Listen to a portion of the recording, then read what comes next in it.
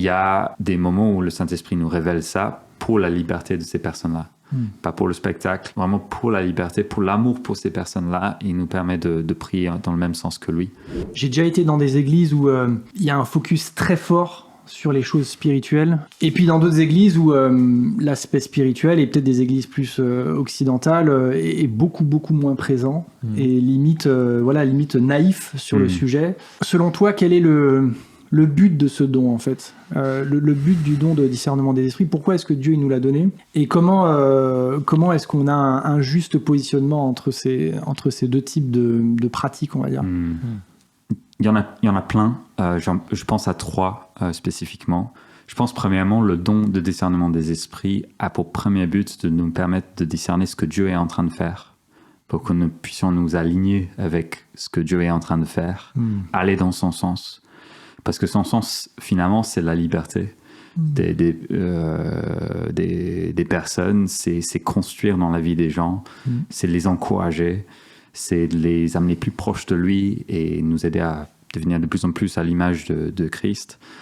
Le Saint-Esprit nous permet de discerner là où Dieu est à l'œuvre. Et donc, c'est un arme super puissant de savoir, en fait, je vois que Dieu va dans ce sens-là, je vais le suivre. Je vais y aller. Je vois que Dieu travaille de cette manière-là dans la vie de cette personne dans la prière. Il m'a rien dit, mais je vois que c'est ça que Dieu est en train de faire. Je m'aligne à ça, je prie dans ce sens-là. Et ça nous permet de être au service de la présence de Dieu. Je pense qu'il y a 2 autres aussi. J'en ai parlé tout à l'heure. Il nous permet de discerner le cœur de l'homme, la pensée de l'homme. J'avais un verset par rapport à ça. C'est en Jean 2, 23, c'est écrit « Pendant que Jésus était à Jérusalem lors de la fête de la Pâque, beaucoup crurent en lui en voyant les signes miraculeux qu'il faisait. Mais Jésus n'avait pas confiance en eux, parce qu'il les connaissait tous. Il n'avait pas besoin qu'on le renseigne sur les hommes, car il savait lui-même ce qui est dans l'homme. Et face à des situations professionnelles, face à des décisions de vie, des personnes qui, dans l'église ou autre chose, parfois le Saint-Esprit vient, pas avec l'esprit de suspicion, ouais. Surtout dans l'église, il n'y a pas un don de suspicion des uns et des autres, ça n'existe pas. On est dans croire le meilleur des uns et des autres, mais en marchant sagement avec le Saint-Esprit, en demandant discernement en toute situation. Et ça peut nous éviter de rentrer dans des situations dangereuses, ça peut nous éviter de perdre des années, ça peut nous éviter de dire la mauvaise chose. Il nous permet de connaître le cœur de l'homme, et puis troisièmement, il permet vraiment la délivrance parfois. Il y a comme une oppression démoniaque sur les personnes qui les empêche d'être heureux, avec Dieu, qui les empêche de connaître Dieu, qui les empêche à marcher dans les voies de Dieu, à entrer dans l'église, à connaître Jésus, etc. Et il y a des moments où le Saint-Esprit nous révèle ça pour la liberté de ces personnes-là. Pas pour le spectacle, pas pour... vraiment pour la liberté, pour l'amour pour ces personnes-là. Il nous permet de prier dans le même sens que lui. Et je pense que la délivrance, c'est un vrai sujet qui peut faire peur à beaucoup de chrétiens. Je me souviens, lors de la prédication sur ces questions, plusieurs personnes sont venues me voir après en mode... c'est vrai que c'est un sujet qui me fait peur. Et je pense à ça, c'est important de déjà poser un peu la fondation de si tu es chrétien, je crois sincèrement que tu ne peux pas être possédé par un démon, par le Satan. Tu appartiens à Dieu. Amen. Tu as été racheté parce que Jésus a fait sur le croix, tu lui appartiens, tu es adopté dans sa famille, Romains 8.